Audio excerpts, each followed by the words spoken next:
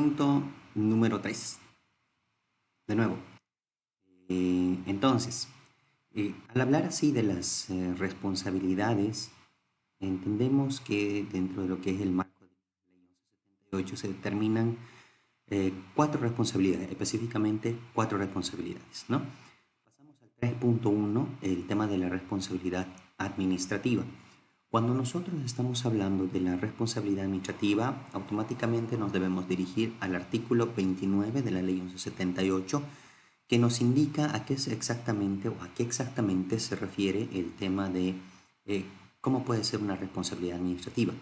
Entendemos que la responsabilidad administrativa es cuando un servidor público, en el ejercicio de sus funciones, incurre en una acción u omisión, que ya lo habíamos hablado anteriormente, acción u omisión, que contraviene el ordenamiento jurídico administrativo y obviamente las normas que regulan la conducta funcionaria o las normas que este funcionario debe cumplir como funcionario público y por tanto es de naturaleza exclusivamente disciplinaria, ¿no? Por eso se refiere a administrativa. El artículo 29 es claro, ¿no? Si lo vamos leyendo, ustedes deben tenerlo ya su ley SAFCO y si es que no la tienen, búsquenla en Google y descarguenla en PDF. En el artículo 29 es bastante clara, ¿no? Obviamente cuando se rige o se cae en estos temas disciplinarios internos, como lo declara el artículo 29, dice se determinará por proceso interno de cada entidad que tomará en cuenta los resultados de la auditoría si la hubiere. La autoridad competente aplicará, según la gravedad, la falta, las sanciones de multa hasta un 20% de la remuneración mensual. Puede haber una suspensión hasta un máximo de 30 días o, por último, y en el caso más grave, la destitución de su cargo, ¿no? Ahora, si hablamos de palabras que tal vez no entendemos y me parece importante decirlas, podríamos hablar de la contravención. Dice acción u omisión que contraviene el ordenamiento. ¿Qué es una contravención? Debemos entender que la contravención es la falta que se comete al no cumplir lo ordenado. En otras palabras, podemos hablar como una transgresión de las normas en cuanto se obran en contra de ellas o se determina o se hace fraude para poder evadir las mismas, digamos, ¿no? Eso sería la contravención. La pregunta, ¿quiénes son sujetos a este tema de la responsabilidad administrativa? Según el artículo 15 de este decreto supremo 23318-A, estamos hablando que los responsables vendrían a ser todos los servidores públicos sin distinción de jerarquía. Estamos hablando desde los jefes, subalternos, mandos medios, bajo, etcétera, que también son servidores públicos y también los ex servidores públicos. Entendemos que la responsabilidad tiene un tiempo de prescripción. Entonces, aquellas personas que ya dejaron de ser funcionarios públicos todavía están sujetos a este tema de la responsabilidad administrativa por un tiempo determinado. ¿Ya? Ahora, ¿qué autoridad? Si hablamos de la autoridad, ¿quién es el que determina esta responsabilidad administrativa? ¿Será el jefe, mi inmediato superior? ¿Quién es el que se encarga? En todo caso, debemos entender que el encargado de hacer esto es el sumariante previo proceso administrativo interno. Para esto volvemos al reglamento, el artículo, perdón, claro, el artículo 21 del decreto supremo ya mencionado, que es el 23318-A, donde nos determina quién es la autoridad encargada o con la capacidad para poder determinar esta responsabilidad administrativa. ¿Cómo estaría constituido la otra pregunta que nos podríamos hacer, ¿no? ¿Cómo estaría constituido este ordenamiento jurídico administrativo? Eh, Obviamente, para poder entender a qué se puede faltar o qué normas se pueden quebrantar o lesionar, si podemos tomarlo así, podríamos hablar que el ordenamiento jurídico en este caso estaría constituido por las disposiciones legales relativas a la administración pública y que estén vigentes al momento en que se realizó el acto o la omisión. ¿Ya? Esto está determinado igual en este decreto supremo 23318-A en su artículo 14. ¿Ya? Entonces ahí nos determina un poquito en relación a lo que viene a ser la responsabilidad administrativa, quién determina esta responsabilidad administrativa y sobre qué se basa esta responsabilidad administrativa. Ahora, las sanciones. Si vamos leyendo un poquito más en cuanto a la ley SAFCO en la 1178, vamos a determinar o vamos a poder ver en en el mismo artículo 29 que las sanciones pueden ser por decir, lo que habíamos hablado del 20% de la remuneración como multa, la suspensión de los 30 días, estamos hablando de casi un mes, ¿no? Pero dice 30 días por si acaso, y en los últimos casos estamos hablando de la destitución. El plazo de la prescripción, hablamos de que los exfuncionarios públicos también tienen responsabilidad administrativa por un determinado tiempo, ¿no? En el artículo 16 específicamente nos habla sobre el tema de las prescripciones y justamente en relación a la parte administrativa o la responsabilidad administrativa nos dice que esta responsabilidad prescribe a los 2 años, ¿ya? De haber cometido la contravención. En otro caso, en otras palabras, si yo he cometido una falta o de acción o omisión, a partir de ese momento tienen que transcurrir 2 años después de que yo haya cometido la falta y la responsabilidad administrativa fenece, ¿no? O perdón, prescribe, es la palabra correcta, prescribe. Ahora, obviamente este plazo se interrumpe cuando haya un inicio de un proceso interno, ¿no? Es decir, si yo tengo los 2 años y de repente pasa 1 año, 11 meses y falta un mes para que prescriba y ¡pam! Me caen con un proceso interno, todavía es válido, ¿no? Y soy totalmente responsable de la parte administrativa. Ahora, dice también este artículo 16 que necesariamente es importante o que esta prescripción debe ser invocada por el servidor público que pretendiere beneficiarse de ella y pronunciada expresamente por la autoridad legal competente, ¿no? Entonces, eso es importante, ¿no? De hacerlo de manera pública. Luego, en cuanto a la responsabilidad administrativa, artículo 29, y ya lo dijimos todo, también podemos pasar ya al punto 3.2, hablando sobre la responsabilidad ejecutiva.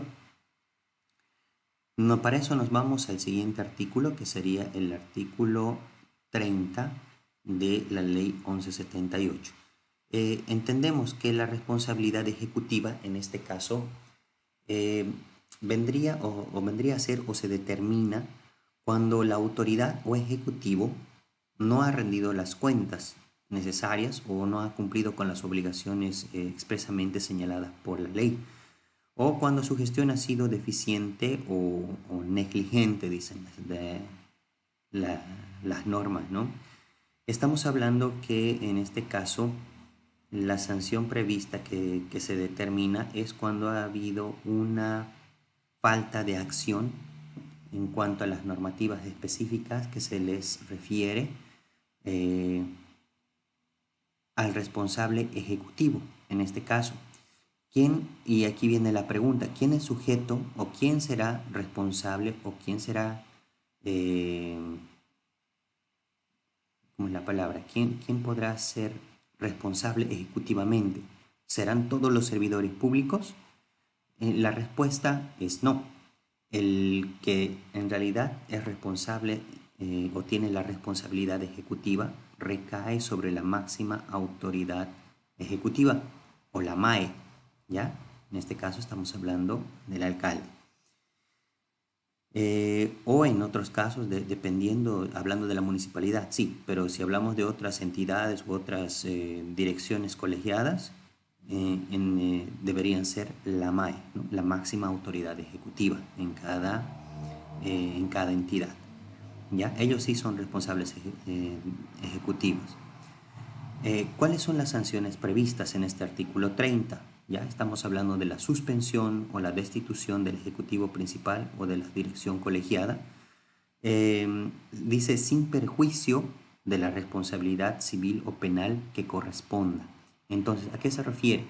Que sí puede ser responsable ejecutivo por no haber pasado, no haber dado los resultados razonables en términos de eficacia, eficiencia o economía, etcétera. Entonces se ve que su gestión ha sido deficiente y se lo destituye.